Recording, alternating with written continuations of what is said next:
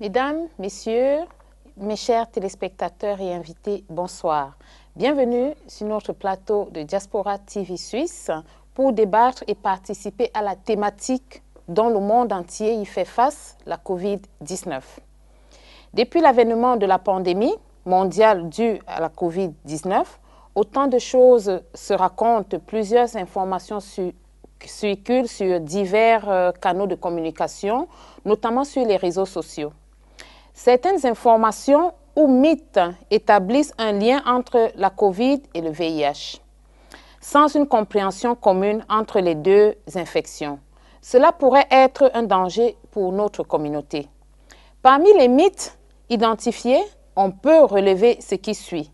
Pour certains, des traitements anti-VIH peuvent guérir la COVID-19, tandis que pour d'autres personnes, sous traitements anti-VIH sont immunisés contre la COVID-19. Ensemble, avec nos invités ici présents, nous démêlerons le vrai du faux, c'est-à-dire pouvoir clarifier les mythes dans la mesure du possible. Pour cela, nous sommes accompagnés de Madame Vanessa Christinet, qui est médecin responsable Checkpoint du Centre de santé communautaire pour HSH, hommes ayant des rapports sexuels avec des hommes et trans. Et M. Claude Issofa Kanga, qui est chargé d'action et responsable du programme Migration et Intimité au Centre Compétences Préventives VIH-IST. IST, pardon. Alors, vous pourrez poser des questions concernant le VIH, la relation qu'il y a entre le VIH et la COVID-19 à nos différents invités. Alors, je passe la parole, Lady First, à Madame Vanessa, qui va essayer de nous dire exactement ce qu'elle fait et qui elle est. Bonsoir, merci pour l'invitation. Donc oui, je m'appelle Vanessa Christinet, je suis médecin responsable du centre Checkpoint à Lausanne, qui est un centre de santé sexuelle, comme vous l'avez dit, pour les hommes qui ont des rapports sexuels avec les hommes et les personnes trans, qui sont des populations qui sont particulièrement touchées par la question du VIH. Et donc j'ai une certaine expérience de travailler avec cette infection depuis quelques années. J'ai aussi travaillé plusieurs années en Afrique subsaharienne, contexte dans lequel je me suis aussi occupée de l'infection du VIH. Et je suis collègue de M. Claude Issofa Kanga, avec qui je travaille dans le même service de la Fondation Profa. D'accord. Ok, donc moi, c'est toujours un plaisir de nous retrouver ici, Yvette. Ce plaisir est partagé. Et c'est vraiment un honneur pour nous d'être là encore ce soir. Et comme présenté, donc, je suis responsable du programme Migration du Centre de compétences prévention VIH-IST, infection sexuellement transmissible. Et c'est un département de la Fondation Profa. En fait, nous travaillons tous pour la Fondation Profa, qui est une institution mandatée par les cantons de Vaud sur des questions liées à la santé sexuelle et reproductive. Donc nous, on représente ces départements, Centre de compétences, prévention VIH-IST, et nous avons aussi d'autres départements qui sont représentés aussi. Il y a le centre de consultation et planning familial, il y a l'éducation sexuelle, il y a la consultation couple et sexologie. Nous avons le service de périnatalité qui s'occupe de femmes enceintes ou de couples qui veulent avoir des enfants. Et nous avons aussi le centre La Vie. Hein, la Vie, c'est la loi d'aide aux victimes d'infractions. Donc c'est toujours inclus au sein de la Fondation Profa. Je crois que j'ai tout cité, Vanessa. Hein. Oui, donc, je crois. Et puis, il y a aussi la direction. Donc voilà qui nous sommes. Donc c'est suffisamment clair. Et nous essayerons ensemble de pouvoir démêler les vrais du faux de ces différents mythes qui existent autour de la relation entre Covid et VIH. Alors, la première question que je vais vous poser, les personnes vivant avec le VIH courent-ils un risque accru d'être infectées par la COVID-19? Alors, Donc, comme je le disais, les informations sur la Covid qu'on obtient, elles sont très récentes, puisque le virus n'existait pas il y a plus de 6 mois en arrière. Et donc, ça fait quelques mois seulement qu'on étudie ces questions d'efficacité de traitement, d'interaction de différentes maladies, etc. Et chaque jour, il y a des nouvelles informations qui peuvent survenir. Et donc, on a des informations à ce jour, mais qui peuvent évoluer dans les mois qui viennent. Hein. Et ça, c'est quelque chose qui est important d'être conscient. Et il y a beaucoup de choses qui sont encore à l'heure actuelle à l'état d'hypothèse et qui devront être confirmées par des études cliniques pour lesquelles on aura des données seulement dans quelques mois. Ce qu'on sait, enfin ce qu'on observe, et ce qui nous permet de dire, à l'heure actuelle, on ne pense pas que les personnes infectées par le VIH courent plus de risques d'infection du coronavirus que la population générale. Ces données, on les a de la Chine, où la première épidémie a eu lieu, où il existe des personnes vivant avec le VIH qui ont été infectées par le Covid, mais en termes de proportion, il n'a pas semblé que les personnes infectées par le VIH soient plus touchées par l'infection au SARS-CoV-2 ou la maladie du Covid-19. Au contraire, on voyait une proportion inférieure ou égale à la population générale, ce qui nous a fait penser que le VIH n'est pas un facteur de risque, n'est pas un facteur de vulnérabilité pour attraper la maladie du Covid-19. Et d'autre part, les formes graves de la maladie du Covid-19 qu'on connaît chez les personnes vulnérables, on ne les a pas observées plus chez les personnes vivant avec le VIH. Ce qui nous fait penser que le VIH n'est pas quelque chose qui rend les personnes vulnérables au Covid-19, contrairement à d'autres infections virales. D'accord. Oui, j'aimerais ajouter quelque chose sur ce que Vanessa vient de dire, c'est super important. Moi, je vais essayer juste d'établir la connexion entre le mythe, comment on est arrivé à établir cette relation, d'après ce que nous avons entendu, nous avons ressenti auprès de personnes avec qui nous travaillons sur le terrain, c'est que généralement, quand on parle de virus, du Covid, tel qu'on fait la médiatisation actuellement, on se rend compte que c'est quand même une maladie assez grave et facilement aussi, on se dit, ben, écoute, est-ce que c'est un peu comme le VIH, on établit facilement le branchement en termes de gravité, et on se dit, bon, écoute, donc certainement ça peut être la même chose, et puis c'est le même nom, c'est le virus. C'est pas au commun de mortels de faire la différence qui existe des types et des sous-types de virus. Donc pour eux, c'est un virus qui provoque une maladie aussi grave que le VIH, ça c'est un fait. Le deuxième, c'est que, bon, actuellement, on a quand même trouvé des traitements pour soulager les personnes qui vivent avec le VIH. Donc probablement, ces médicaments aussi, comme ça soigne le virus, donc ça peut aussi soigner le virus actuel. Donc c'est facile d'établir des connexions pour des personnes qui ne sont pas aussi sensibilisées. Et puis, il faut comprendre aussi toute la psychose qui entoure cette pandémie. Quand même, on a tous peur de ça et ça peut susciter ça. Et puis, le troisième questionnement, c'est aussi des débats qu'on a dans les réseaux sociaux. On dit tellement des choses, il y a des médicaments qui soignent les sida. C'est vrai que les réseaux sociaux n'aident pas beaucoup.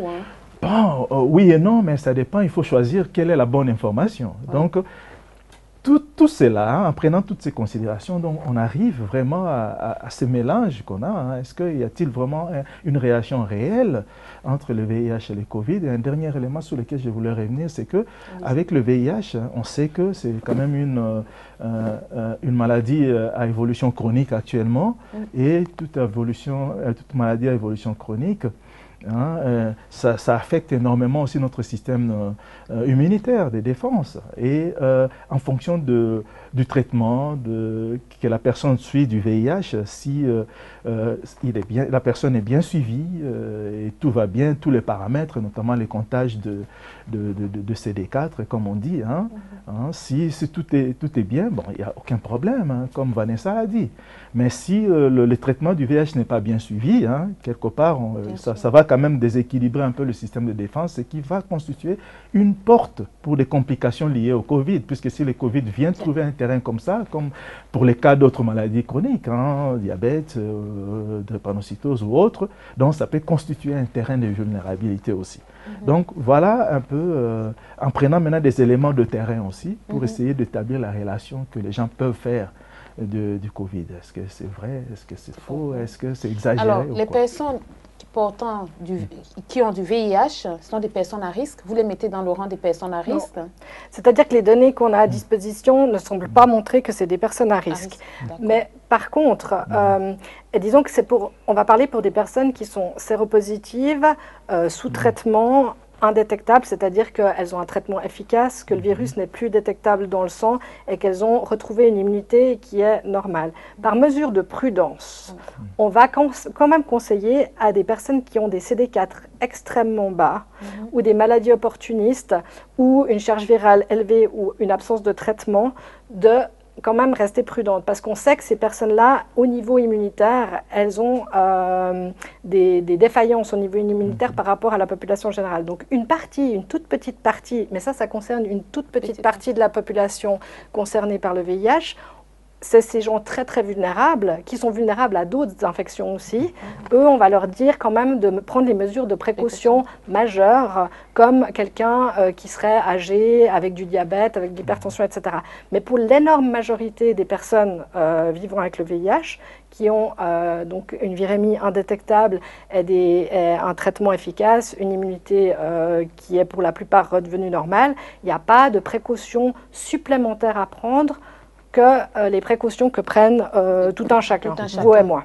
Alors ça, c'est valable aussi pour les personnes HSH, c'est valable? Oui, c'est valable. Pour les personnes HSH, c'est vrai qu'il y a une grande proportion en Suisse de personnes HSH qui sont concernées par le VIH. Et moi, j'ai eu beaucoup de questions de la part de mes patients sur cette question de la vulnérabilité. Et la plupart, je les ai rassurés parce qu'ils ne correspondent pas aux personnes qui sont extrêmement vulnérables avec une immunité très basse. Mais ce sont des gens qui sont bien portants, qui ont un traitement qui est efficace et une immunité qui est normale. Comme la plupart d'ailleurs des personnes en Suisse traitées pour le VIH. C'est par contre très très important de ne pas interrompre son traitement et de rester sous traitement pour garder justement cette sécurité, cette immunité et voilà, on sait que les personnes qui sont sous traitement se portent mieux de façon générale, elles seront moins vulnérables au coronavirus, ça c'est sûr. Vu qu'on parle de traitement, je vais sauter une question là. J'ai une question ici qui me vient. Si les pays utilisent les antirétroviraux contre la COVID-19, les personnes vivant avec le VIH, risquent-elles de subir une pénurie de traitement? Qu'est-ce que vous en pensez? Alors bon, ça c'est quand même un peu difficile à prédire puisqu'on n'y est pas encore. Parce qu'on suppose que les gens, vu qu'on dit, comme tout à l'heure, on disait que les médicaments du VIH peuvent guérir la COVID. Maintenant, tout le monde va se ruer sur les médicaments des personnes alors donc ça déjà, c'est quelque chose qu'il faut rectifier. C'est qu'à l'heure actuelle, on n'a aucune preuve d'une efficacité quelconque d'un médicament antirétroviral sur la COVID. Ça, c'est extrêmement important. Il y a une cinquantaine d'études il y a 800 études qui sont en cours pour tester différentes sortes de médicaments sur l'efficacité, sur l'effet sur le Covid-19. Il y a une cinquantaine d'études, d'essais cliniques qui testent des médicaments antirétroviraux, comme le Kaletra, comme des antiprotéases qui sont une catégorie de traitement du VIH. Et à l'heure actuelle, ces études, elles sont en cours. On n'a aucune idée si ça marche ou pas. On a plutôt quelques études dont les résultats sont plutôt malheureusement un peu décevants. C'est-à-dire qu'il y a quelques études qui ont été faites, donc des études qui sont bien conduites. Donc ça, c'est aussi important de comprendre comment on teste un médicament. Ce n'est pas toujours évident de comprendre comment ça marche parce que c'est un petit peu compliqué. Mais pour vraiment tester l'efficacité d'un médicament, on doit faire des essais cliniques avec des groupes contrôle. Donc à une partie, on donne le médicament, à l'autre partie, on donne un contrôle. Et on doit essayer d'avoir deux groupes complètement égaux et de voir l'efficacité si l'un marche mieux que l'autre. Et ça, c'est la seule façon vraiment de pouvoir déterminer l'efficacité d'un médicament. Et donc, il y a eu quelques études bien conduites de ce type-là qui ont testé notamment le Kaletra. Et au jour d'aujourd'hui, de ce que j'ai revu ces derniers jours, il n'y a pas d'évidence, que le Kaletra change le pronostic de la maladie à Covid-19. alors il faut continuer à faire des études. Il y a peut-être d'autres molécules qui seront plus prometteuses, ou peut-être la combinaison du Kaletra avec d'autres médicaments sera plus prometteuse.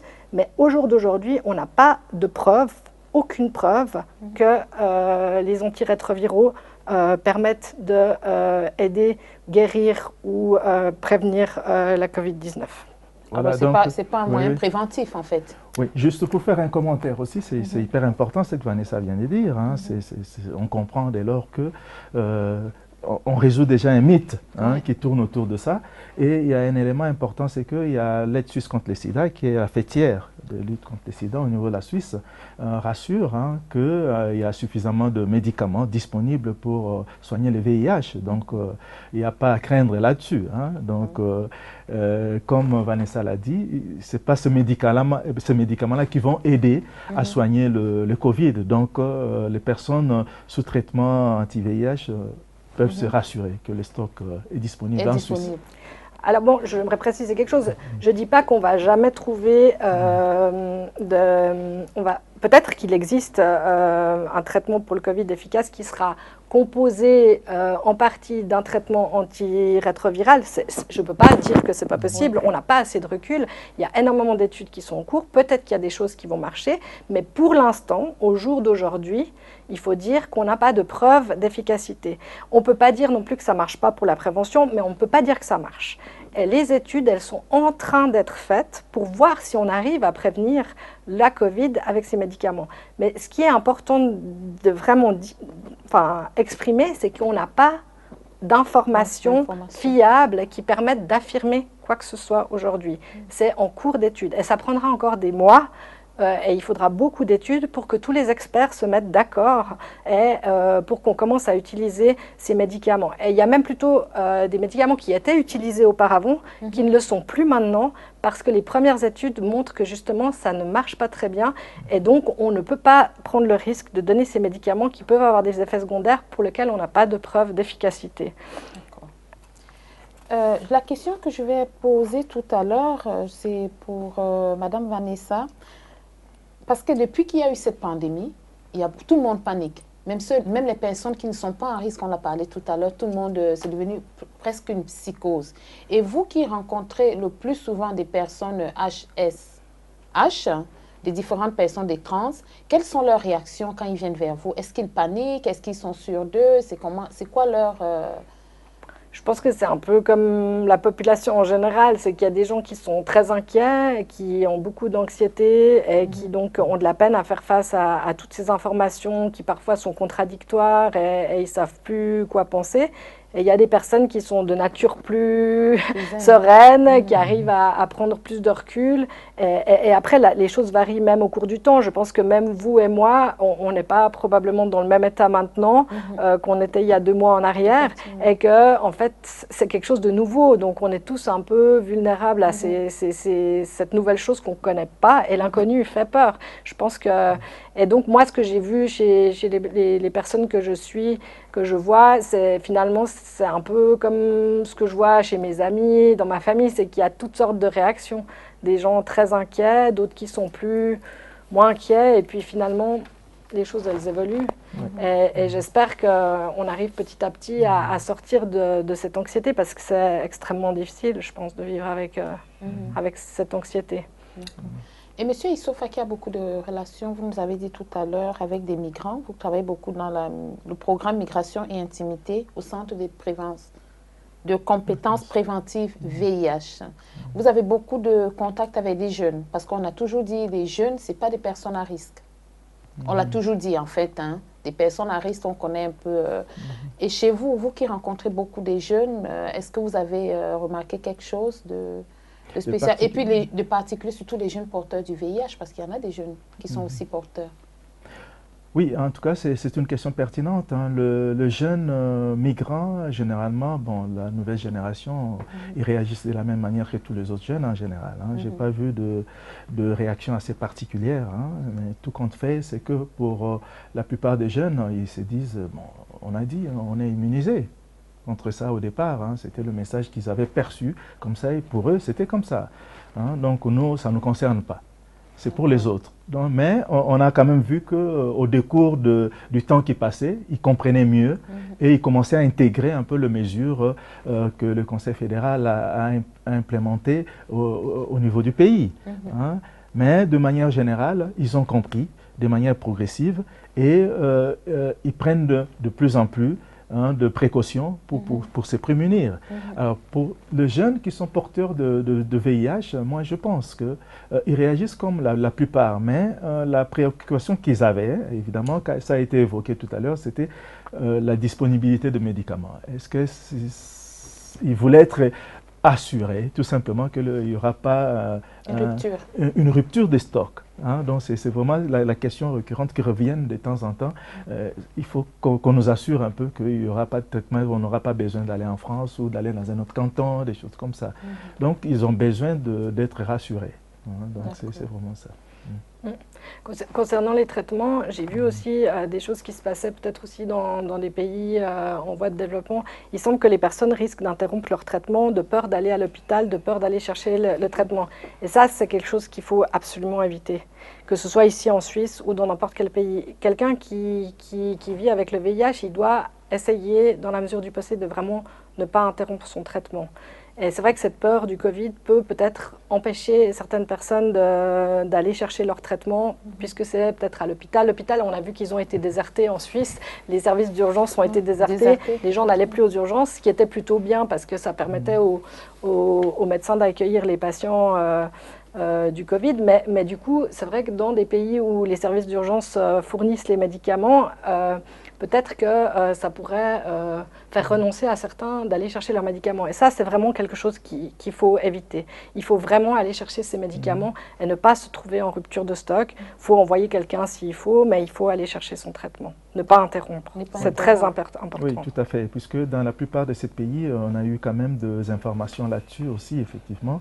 Les gens ont peur d'aller là-bas pour ne pas être indexés au Covid.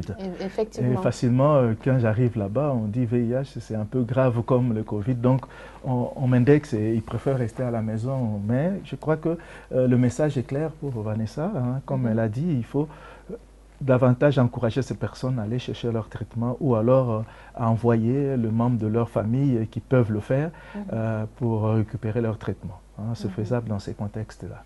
Parce que j'ai lu aussi, comme on dit, les réseaux sociaux aujourd'hui, c'est une voie de communication la plus rapide. Et puis, les gens passent tout le temps sur les réseaux sociaux, justement pour des migrants, pour des étrangers, je dirais comme ça, des étrangers qui sont porteurs du VIH. Ils ont peur d'aller, comme vous l'avez dit tout à l'heure, d'aller même chercher le médicament, de peur d'être indexé et tout. Est-ce que, pour rassurer ces gens, est-ce que vous n'avez pas mis sous pied ou bien une forme planifiée un traitement, je ne sais pas, comment est-ce qu'on peut faire pour rassurer ces gens? Est-ce qu'il n'y a pas une planification en cours? Parce que même dans les réseaux sociaux, on n'en parle pas beaucoup. Je ne sais pas si c'est une peur ou c'est une crainte d'être stigmatisé, parce qu'on parle plus de la COVID-19. On ne parle pas le mythe qu'il y a entre la COVID et le VIH, alors qu'il y en a beaucoup. Qu'est-ce qu'on peut faire? Est-ce qu'il y a un message que vous pouvez passer? Parce que je suppose qu'il y a beaucoup de gens qui nous regardent, mais qui n'ont pas le courage d'appeler parce qu'ils sont porteurs du VIH. Est-ce qu'on peut les rassurer de ce côté, qu'ils peuvent venir s'informer comme tout le monde, comme monsieur tout le monde, je dirais? Oui. Je pense que les personnes qui sont concernées par le VIH, qui ont un médecin en Suisse, il faut absolument qu'ils prennent contact avec leur médecin. S'ils ont peur d'aller à l'hôpital, s'ils ont peur de sortir de chez eux, il faut qu'ils trouvent un moyen de contacter leur médecin pour que on puisse s'assurer de les fournir en médicaments, même s'ils ne doivent pas aller à l'hôpital. Dans certains pays en Europe, ils ont décidé d'espacer les contrôles chez le médecin pour justement éviter de devoir faire venir les personnes. Et puis, ils pouvaient recevoir leur traitement sans forcément aller voir le médecin par un système d'ordonnance ou de livraison à domicile. Donc ça, en tout cas, c'est vraiment quelque chose qu'il faut absolument discuter. Il ne faut pas rester seul sans son traitement. Ça, c'est vraiment une chose très importante. Oui, tout à fait. Hein. Donc, c'est ce que nous faisons. Hein. Si des personnes concernées ont des questions spécifiques comme ça, nous leur conseillons, la première des choses, c'est d'appeler leur médecin. Leur médecin et d'exprimer leur ressenti. Hein. Ça permet au médecin d'adapter la solution aux problèmes posés. Et c'est hyper important. Donc, on a vu quand même des variations d'un pays à un autre, comme Vanessa l'a dit. Hein. Donc, c'est vraiment le médecin qui peut orienter la personne qui connaît le problème. Hein. Donc la peur peut se justifier surtout pour des personnes d'origine migrante, hein, même en Europe. On a vu hein, que, ben, écoute, je n'appelle pas les numéros qu'on a institués pour tout le monde puisque je risque d'être indexé. La peur, elle est réelle, mais est-ce que ça donne du sens? Ça, c'est difficile à dire tant que la personne ressent quand même ce sentiment de peur. Hein. Donc, ce qui fait que nous les encourageons à prendre contact avec leur médecin de famille, leur médecin praticien, praticienne ou leurs médecins spécialistes qui les suivent et qui présentent leurs problèmes sans peur, hein, comme d'habitude, hein, pour qu'on puisse trouver des solutions. Il y a peut-être un problème pour des personnes. Moi, j'ai reçu 2-3 coups de téléphone de personnes qui étaient en voyage ici, qui avaient leurs médicaments, mais qui allaient arriver en rupture de stock. Mais comme ils n'avaient pas de suivi en Suisse, ils étaient très inquiets de se retrouver sans médicaments. Et là, il faut savoir, on peut trouver des solutions temporaires dans la plupart des hôpitaux universitaires, donc c'est les grands hôpitaux cantonaux. Il y a des unités qui s'occupent de la question du VIH et qui peuvent dépanner des personnes qui seraient dans une situation où ils doivent rester en Suisse avant de rentrer chez eux et du coup qui seraient en rupture de stock de médicaments, parce que vous savez sans doute que ça coûte très cher ces médicaments. C'est pas facile de les obtenir sans ordonnance et sans médecin. Donc je dirais que le risque il serait pour des personnes comme ça qui n'auraient pas de ressources, pas de médecin traitant. Et à ce moment-là, il faut s'adresser aux hôpitaux universitaires de la région où ils résident et puis contacter le service souvent d'infectiologie VIH qui peut dépanner des situations qui seraient un peu limites. D'accord. Oui, il y a quand même, Vanessa a soulevé une question que je me rappelle maintenant, il y a quand même, on a reçu une demande assez particulière aussi, puisque la personne ne vit pas en Suisse. En fait, c'est un résident de Suisse qui est allé à l'étranger, il se retrouve à l'étranger là-bas, bloqué, il ne peut pas venir, mais la personne est en rupture des stocks, de son traitement. Mais on fait quoi? Puisque dans les pays où il se retrouve maintenant, ben, ce n'est pas un pays aussi bien organisé en termes du système de santé. Et là, c'est vraiment, je me dis, c'est quand même une réflexion sur laquelle, puisque on ne sait vraiment pas comment pouvoir aider cette personne-là.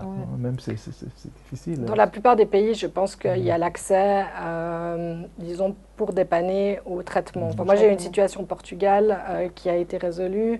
Je pense que dans la plupart des pays, même en Afrique, il y a des traitements, des bons traitements de bonne qualité. Et je pense que, par contre, au niveau des démarches administratives, ça peut être très compliqué.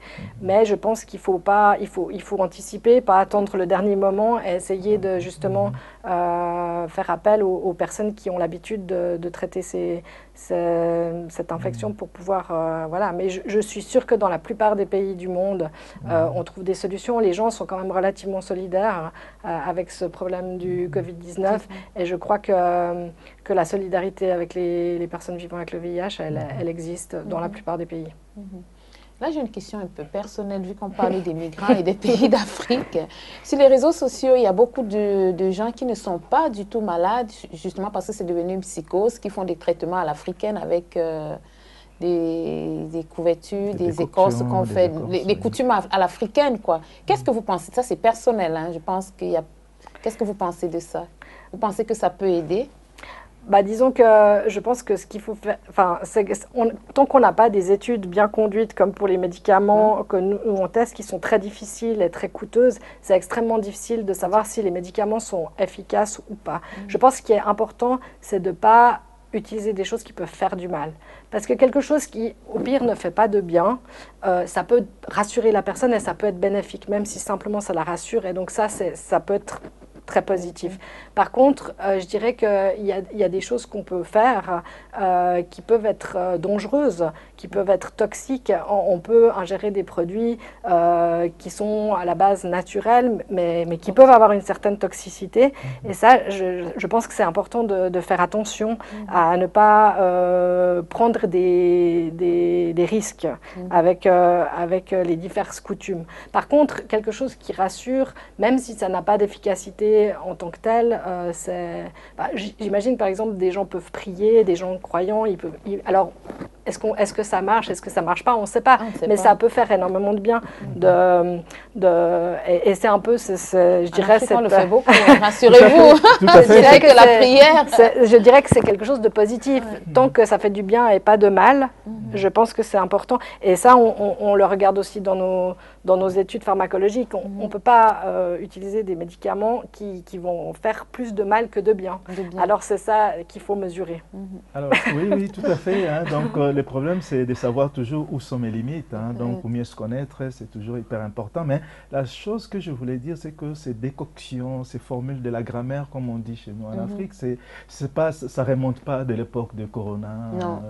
Virus, hein? Non, donc ce sont des habitudes qui ont commencé bien avant. Donc on le fait quand on a une petite grippe, un petit malaise, on le fait. On prend du gingembre, de l'ail. l'ail. Voilà, ça ne risque rien. On continue à le faire. Hein? Mais dire que ça peut soigner le Covid, non, mais je pense que pour l'instant, comme Vanessa l'a dit, on n'a pas des éléments probants. Hein, pour pouvoir déclarer cela. Mais quand les gens le font, hein, c'est un peu comme la composante psychosociale liée à ça. C'est que je fais pour me soulager. Hein, au lieu de prendre du dafalgan, je mets une décoction, la vapeur, j'inhale ça et puis ça me soulage psychologiquement et puis ça passe. Hein. Mais ce n'est pas pour soigner le Covid, mais pour soulager le malaise qui accompagne cette problématique. D'accord. J'ai un téléspectateur qui m'a demandé avant, est-ce qu'on dit la Covid ou le Covid? On a eu ce petit débat avant que l'émission ne commence, pour qu'on ne me dise pas après que « Ah, tu disais la Covid, c'est pas juste et tout ». C'est quoi la bonne réponse? Parce qu'on n'est pas embrouillé avec, vu que vous êtes du domaine. En tout cas, moi, j'ai lu il y a 2 semaines une publication par rapport à l'Académie française qui aurait accepté cette discussion autour de Covid ou Covid, mais j'ai cru comprendre, j'ai cru lire qu'on acceptait beaucoup plus la version féminine pour dire une Covid, histoire, mais personnellement, en tout cas, j'essaye de rester neutre et pour être aussi conforme au principe d'équité. Hein, donc, on parlera des Covid. Hein. Ce que vous aviez dit tout à l'heure, je pense qu'effectivement, bon, moi je ne suis pas sûre d'avoir la réponse, mais effectivement, la Covid-19, ça a trait à la maladie. Et ça n'est pas le virus. Le nom du virus, c'est le SARS-CoV-2. Et donc, c'est important quand même de faire la différence entre les deux choses pour ne pas mélanger. Et c'est peut-être pour ça que certaines personnes vont préférer la Covid, puisque ça a trait à une maladie qui est féminin. Alors, ça me rassure, je ne fais pas d'erreur, c'est bien la Covid. Mais je vous avoue que jusqu'à ce soir, je n'avais pas trop d'idées là-dessus. Ça me rassure. Je vais revenir sur le cas des migrants, parce que c'est une situation qui nous touche. Il y a beaucoup de migrants en Europe qui arrivent, qui ne connaissent pas les droits. Et avec cette histoire de la Covid qui est arrivée, il y a des migrants qui sont arrivés, je peux dire, au mois de janvier, qui ont peur, qui sont séropositifs et tout, qui ont peur de sortir par rapport à être indexés, comme nous tous, nous le savons.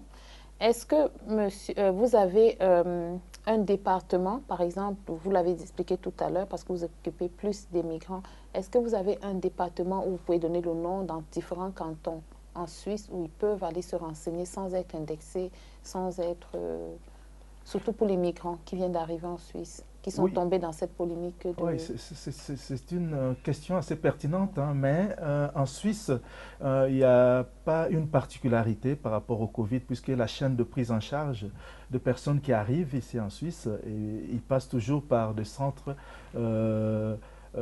déterminés à cela, hein, et la prise en charge est programmée. S'il y a un cas détecté, donc la prise en charge n'a pas été interrompue, à ma connaissance. Hein, donc on peut le référer facilement aux hôpitaux qui assurent la prise en charge de ces différents cas-là. Donc jusqu'à preuve du contraire, je ne pourrais pas identifier dans chaque canton c'est quel centre, quel système, mais le système de la chaîne de prise en charge des migrants en termes de maladies spécifiques n'a pas été rompu malgré la pandémie du Covid ici en Suisse. En tout cas, c'est tout ce que je peux garantir et que les personnes n'ont pas à se faire. Donc, il faut vraiment s'annoncer pour ceux qui savent déjà le résultat de leur test, où ils savent leur diagnostic de séropositivité au VIH.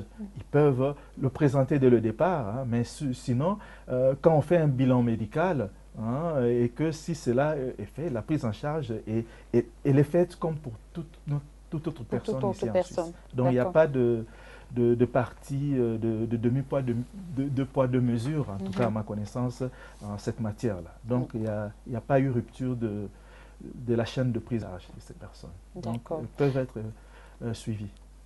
Nous avons deux médecins sur notre plateau pour pouvoir nous expliquer exactement ce que c'est. Est-ce que vous avez quelque chose à rajouter pour les téléspectateurs, pour ceux qui nous suivent, sur un thème qu'on n'a pas, une question qu'on n'a pas posée ici, suivant vos différentes activités, même par rapport à vos patients? Moi, je dirais que peut-être pour rebondir un peu sur la dernière thématique, quelqu'un qui se saurait séropositif, il faut absolument et qui est sur le territoire suisse, qu'il ait des papiers ou qu'il n'en ait pas, il doit absolument chercher à prendre contact avec un médecin pour pouvoir se soigner.